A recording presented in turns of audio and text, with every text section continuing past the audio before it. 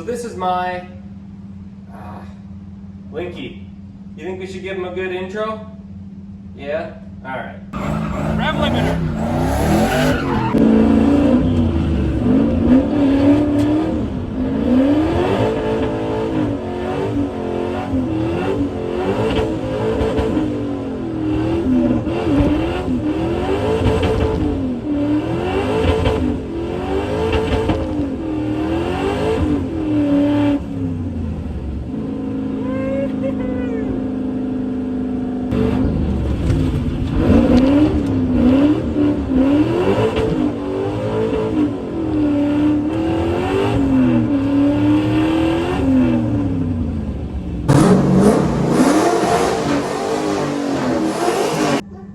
Alright, so you guys got a lot of questions. I got some answers, so let's just get into it. What? You want to rip?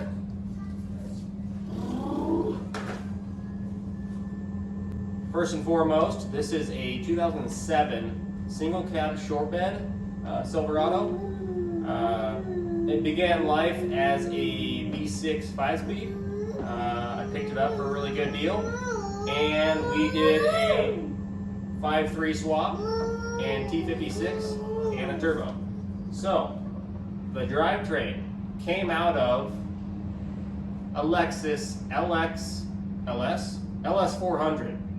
The entire drivetrain was in the Lexus. Motor, trans, turbo, everything. 5.3 cammed, stage 2 t56 with a twin disc clutch. The turbo setup, everything. So all I did was I took everything out of the car. Me and my brother, 1 week, just got it all done. So, found it. Getting asked a lot now what I paid for the truck and what I have into the truck. And I'm gonna be honest, you don't wanna know. You really don't wanna know.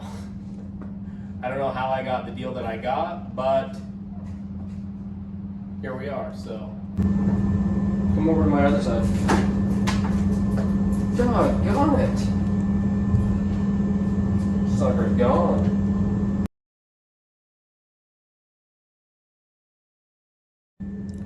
Alright, so the most common question I get is usually drivetrain related.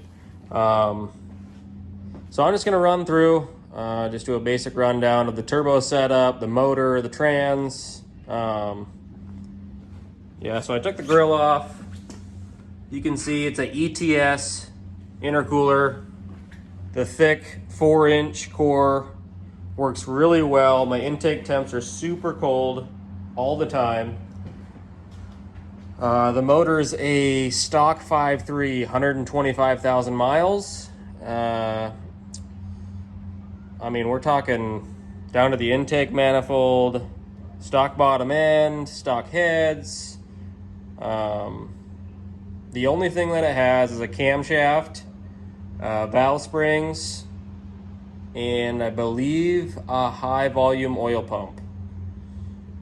Now the turbo setup works out really well. Basically it comes from both sides right here, comes down to the middle, and then merges right here, comes back and goes to the turbo. It's a really efficient setup. The turbo is a Borg-Warner SXE 369. It's a 6972, works really well. T4, precision 66 gate. Yeah, turbo setup works really well. Before, when I got it, the exhaust right here was ran into this. So the wastegate opens, it runs the exhaust into the other exhaust, and that created a lot of back pressure. So we ended up moving it. It goes straight down. It's a lot happier that way. Let's see. Fuel system. Again, it's super basic. So we got a 450 Walbro pump, and we have 1000 cc injectors. There's nothing crazy to it. I'm running just 92 octane, and then when I turn the boost up, I run like a mixture of either C16 or something like that. So I'm about 100, a little over 100 octane once I'm getting up in the boost.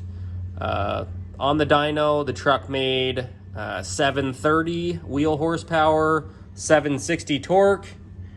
Yeah, if you want to turn your boost up, manual boost controller. I try to keep everything as basic as I can, and it works. So that's that. Now it is worth mentioning, this truck made 730 wheel horsepower on 16 pounds of boost. So a factory 5.3 with a cam, it might put down 330 or something, I would guess.